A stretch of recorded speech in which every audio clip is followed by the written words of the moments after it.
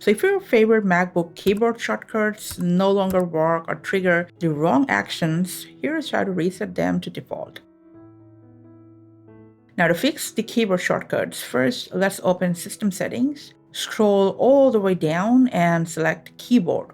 Now look at the right hand side and here just find out Keyboard Shortcuts. Easy to miss, don't worry about that.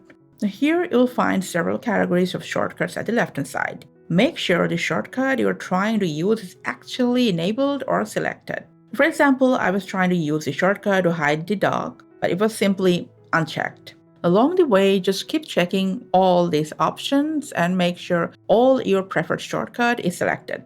And if you've created a custom shortcut under App Shortcuts that's no longer working, just select it and click the minus button to remove it, and later on, you can create one from scratch. If you're trying to use the function keys, in my case it wasn't working, make sure use F1, F2, etc. as standard function key is turned on.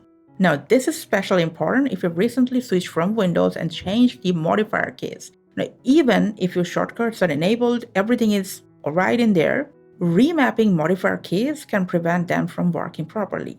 Now if everything looks too confusing to you, you can click Restore Defaults to reset all keyboard shortcuts. Just keep in mind that any custom shortcut you've created will be removed from here after that. So you'll need to set them up once again from scratch.